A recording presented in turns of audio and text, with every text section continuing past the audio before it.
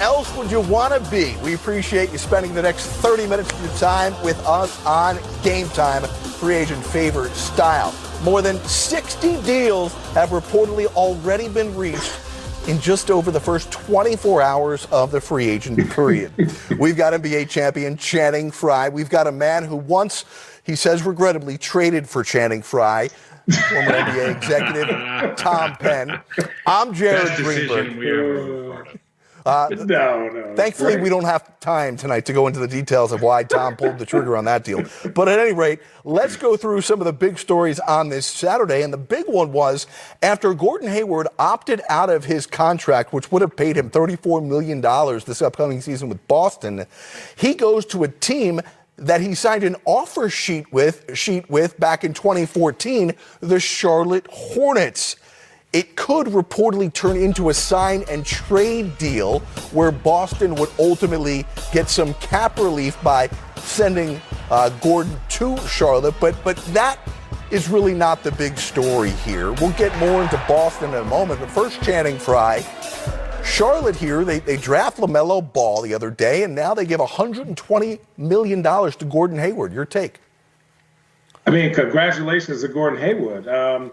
I think when you look at their team and their makeup, I just don't know where this fits in, though. I don't know. For $120 million, that person, if you add a $120 million player, you should automatically be put into the playoffs. And I looked at the 1 through 8, and I don't even have them 7 or 8. But just looking at their roster, you're asking Devontae Graham to do a lot. You're asking Cody Zeller to do a lot. And so for me, is Gordon Hayward going to turn back into the all-star he was in 2017 with this really young core?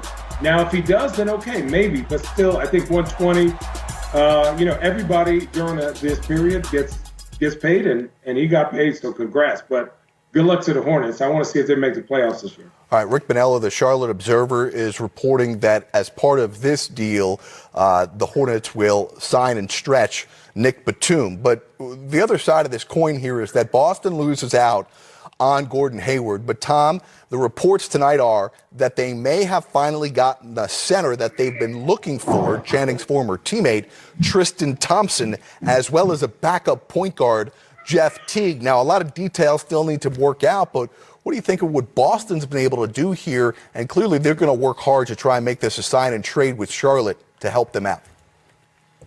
Well, the Horford deal gives them great cap relief, not cap relief, financial relief. They save a ton of money because they're no longer in the luxury tax. That 30+ million just goes away, and he wasn't much of a contributor, as hurt as he's been. So they replace now with Tristan Thompson.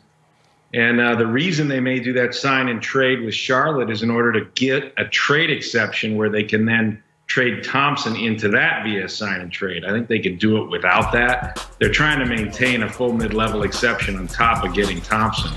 So you add Teague in the backcourt, you add Thompson, who, look, we've all seen what he can do rebounding the basketball and solidifying the middle, particularly on a playoff team. And they're in go-for-it mode still. Tatum and Brown really just starting to approach the early part of their prime. They've lost veteran year after year with Kyrie leaving and Horford and now Hayward, but they continue to be a very relevant team in the East, and Thompson's going to help them quite a bit. All right, so that's the deal from Boston's standpoint. They get out from underneath the money from Gordon Hayward, and it looks like they'll get Tristan Thompson and Jeff Teague, but those details still yet to be worked out. Another big deal that got done on Saturday is the guy that maybe half the league would have loved to have, Fred VanVleet, signs the largest contract for an undrafted player in NBA history.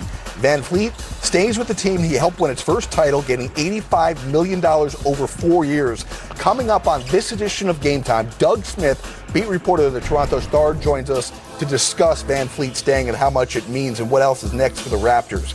Meanwhile, the Atlanta Hawks continue to do work. Not only did they get Gallinari on day one of free agency, but on day two, look what they do to surround Trae Young in the backcourt. Some defensive-minded guys, some leadership. Rondo coming over from winning a championship with the Lakers, and Chris Dunn, one of the premier perimeter defenders in the league, signed to the Hawks. And there's also reports tonight that the Hawks are still actively pursuing with their cap space Bogdan Bogdanović, who last year played with the Sacramento Kings. So Channing, what's your take on what Travis Schlenk and the Atlanta Hawks have done? Personally, I like it. Personally, I love it. I think Trae Young is a special talent. They've seen enough. They know what they need to surround him with. If Rondo is healthy, he's bringing leadership, preparedness, expectations to win every night. Gallinari's been a pro. When he's healthy, he's very dangerous. He's a matchup problem. You saw what he did in OKC. Chris Dunn is a steady guard. Obviously, he's going to help them on the defensive end. And the fact that they're going for it is putting pressure on Trae Young that, hey, you're an all-star now. Now we need you to win. You've shown us you're one of the 20 best players in the NBA. We need you to win, and we're going to surround. And you have the other guys that they drafted last year. Depending on what happens with Collins, I like this team. Again, I have them in that bunched-up group with the Orlando Magic, the Hawks, the Wizards. In Chicago is that team vying for that 7th and 8th spot. And Tom, Travis Schlenk still has some money to play with. Yeah, this is one of those situations, looking at the year, would they have enough talent to fill up all that cap space they had? They've done a pretty nice job here. You know, Gallinari's a terrific locker room guy. Rondo's really hit or miss. You don't know what you're going to get. Remember what happened down in Dallas. Things can go haywire with him. They gave him quite a bit of money. So, you know, you don't know which Rondo you're going to get. But for them, when you look last year, you know, all the production for the Hawks came out of their youth, which is what you want when you're trying to build. And then they add to that youth with Okongwu. So they've got all their hope and promise for the future in building everything around Trae Young. Well, it's time to bolster Trae Young and his brilliance, and Collins and Hunter and all the other Reddish, the young talent they have, with this veteran mix that Channing did a great job of describing. So it's a nice next step to get them legit and get them into the playoffs. And then see if their greatness can evolve to where they can be really interesting in a couple of years. Nice to see teams being aggressive and going forward, even if it doesn't mean championship or bust. It means, as Channing said, vying for that play-in round of the playoffs at 7 or 8 in the Eastern Conference. Let's go back to the Western Conference. Another former teammate of Channing Frye, Carmelo Anthony, signing another one-year deal with the Blazers. Channing, we could never have imagined a year ago how good of a fit this was. Why do you think Melo agreed to take another one-year deal to remain with the Blazers? I think what they've done here with the Blazers, obviously I live in Oregon, so I've watched a lot of it, and it's this leadership. They allow him to have the voice. They run specific plays for him, and he's the third guy. So for him, the pressure's not on to always get 25, 20 a game. Certain games he's got to get 10, and if he's rolling, he's going to get his shots. They're going to look for him. Damian Lillard and CJ need him, not only in the locker room, they need him on a court with his just his sense of calm and situations. He has some huge shots for the Blazers. So adding him and then adding Rodney Hood, Derrick Jones Jr., adding Enes Kanter, some more vets, the Blazers are always going to go for it as long as Damian Lillard is their point. Great offseason in the world for a basketball player. I'm proud to be a Laker. Feels weird that was just about 6 weeks ago the Lakers crowned champs. And we've got just over a month until the next season starts, and the Lakers are making moves. I mean, Rob Pelinka, he is not sitting on his hands. Take a look at what they've done over the last couple of days. Adding in Schroeder, Wesley Matthews, Montrezl Harrell. They continue to get better, it looks, getting rid of Danny Green, Dwight Howard, Rondo, and Avery Bradley as well. Let's bring back in Channing Frye and Tom Penn. Channing, are the Lakers better today than they were almost 6 weeks ago in Game 6 when they clinched title number 17? Not even close. Absolutely. They are better because now this team is built for the next 2 or 3 years. If something happened to Braun, Schroeder's a starter. Montrezl Harrell plays starter minutes, right? Wesley Matthews plays starter minutes. All of these guys are winners and have opportunities to really make impact on this team. And so that's what's dangerous. It's like, and I'm best friends with Braun, and I called him and said, how the heck did y'all do this? Like, what? This is unfair, because if Braun plays 32 or less minutes, he is dangerous, especially at this age. You can take him out and put Schroeder in and put Montrezl Harrell in. That's a nasty, not only defensively, but that's a nasty screen and roll. And don't add AD or KCP in there. It's just like, okay, now you just added you taken away the greatest player of our generation, and you still have a top 3 team in both divisions. Tom, your thoughts?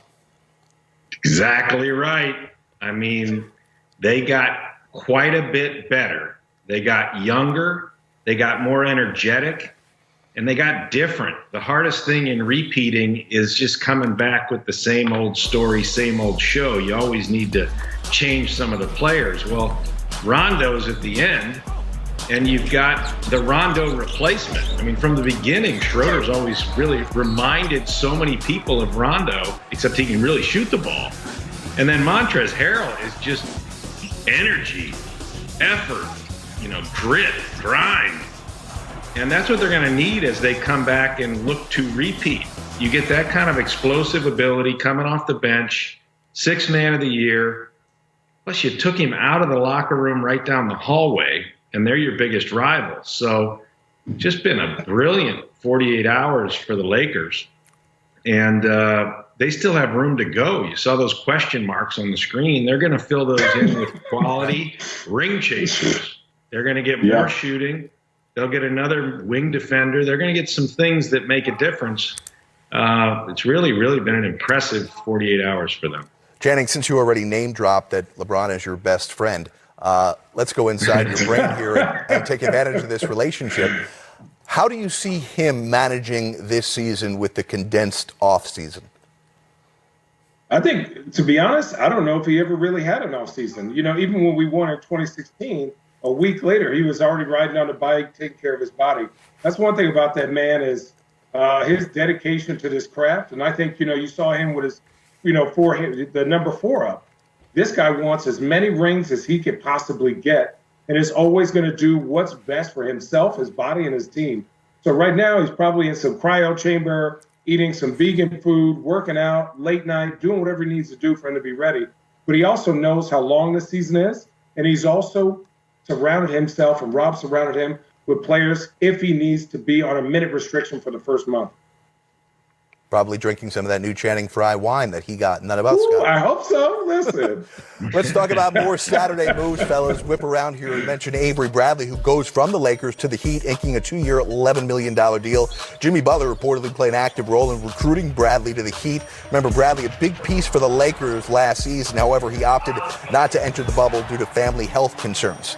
Miami also added defensive stopper Mo Harkless, and the Heat got him at a bargain, relatively speaking. 1 year, $3.6 million. This will be his 5th team in 9 seasons. Last year, Harkless split time with the Clippers and Knicks. The East champs did lose Jay Crowder.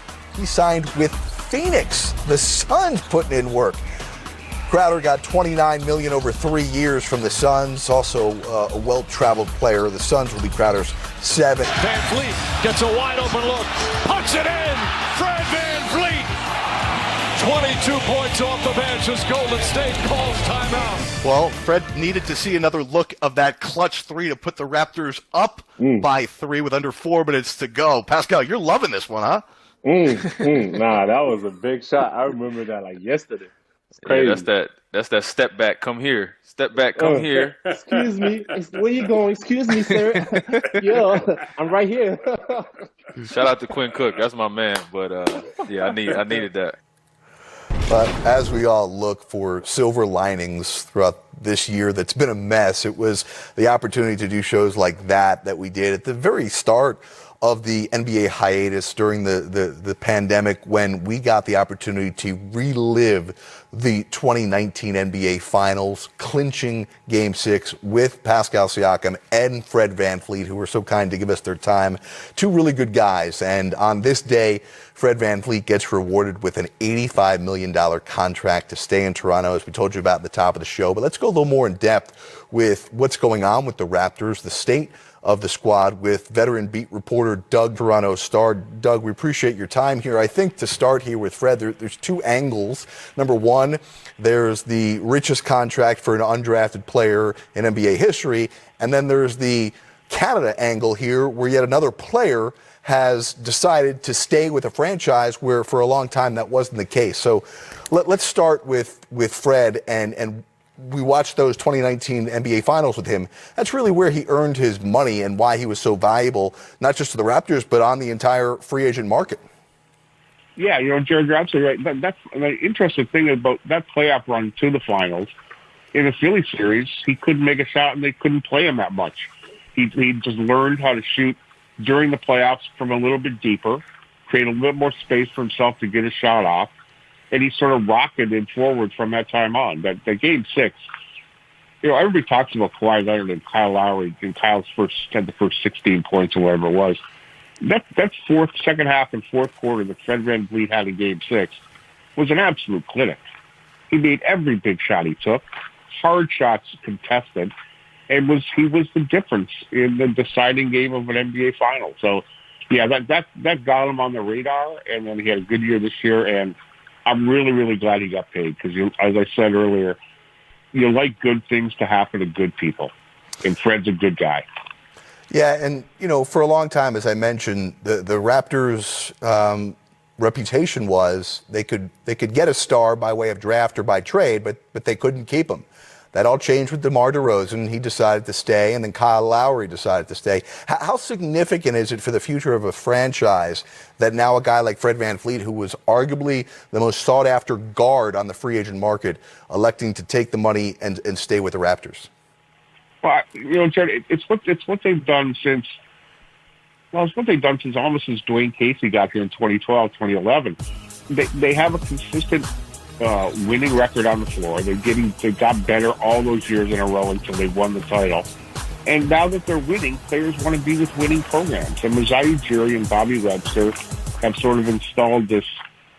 I hate to use the word culture because it gets thrown around so loosey-goosey, but that's what it is. And they're hardworking, good guys, and the Raptors have shown they'll take care of their own. And I think that resonates in the league, and it resonates with players. They gave Kyle Lowry a $31 million one-year contract extension a year ago as a thank you for winning the championship, basically. They didn't have to do it, but they did. And I think players notice that, and they're going to notice guys like Fred, Cade, DeMar signed 2 contract extensions, Kyle signed 2 contract extensions, and it just becomes a self-fulfilling prophecy. The Raptors will take care of their best players and pay them market value. And, Doug, they're not done. What's the latest you're hearing on the recruiting pitch to Serge Ibaka?